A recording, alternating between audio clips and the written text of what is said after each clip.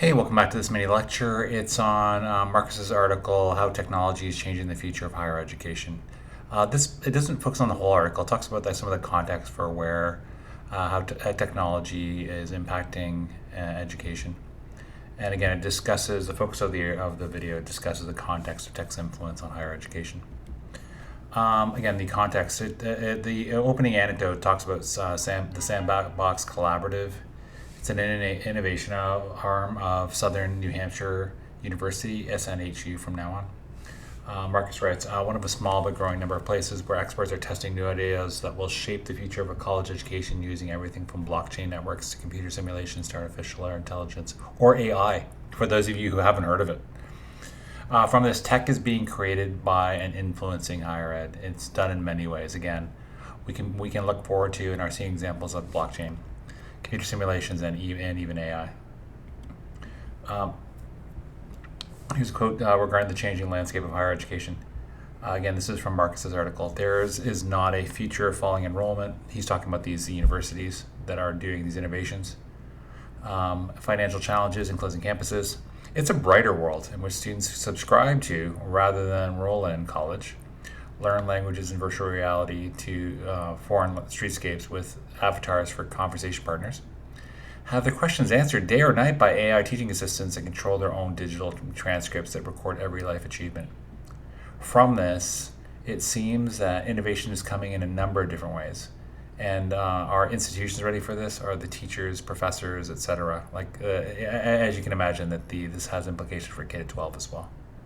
I'll sort of take apart this longer quote. The next part. Here's some questions about innovation. Students subscribe to you rather than enroll in college. What will be the rate for the subscription?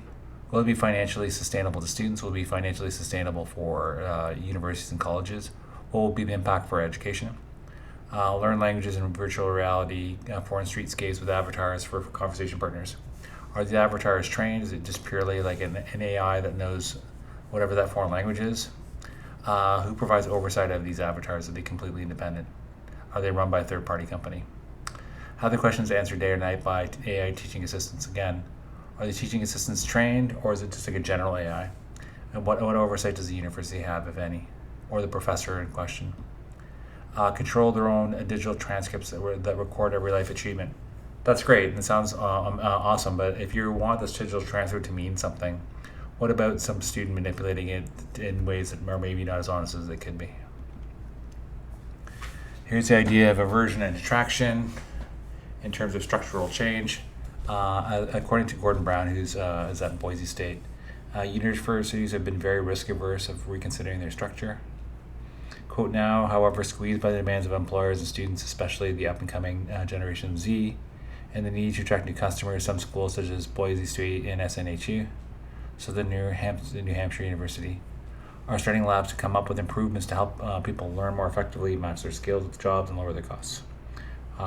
From this, what should universities choose? Like, what is the subject matter? And overall, as a focus, should it be more about critical thinking skills, or should it be practical skills? Does that depend on the institution in mind? And you should decide this. Traditionally, it's been universities, or are students now progressively or increasingly running the ship for curricula? Results may vary. Quote, if history is a guide, the flashiest notions being developed in workshops in these places won't get far. University campuses are like archaeological digs of innovations that didn't fulfill their promises.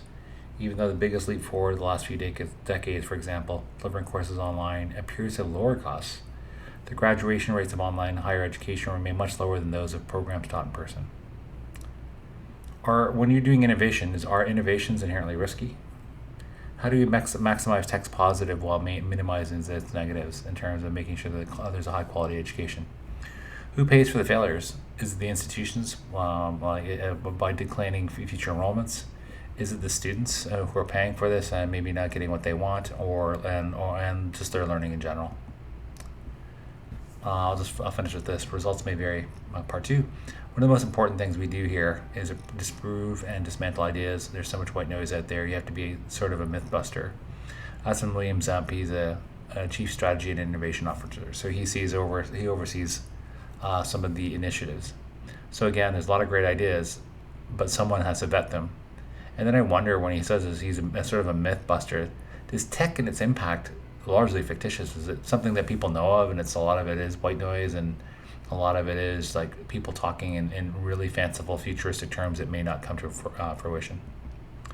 That was how technology is changing the future of higher education. This is a context part of it. It's by John Marcus, the article. Please feel free to like this video. Please feel free to comment. Have you seen any of innovations spoken about? Have you been using AI like ChatGPT?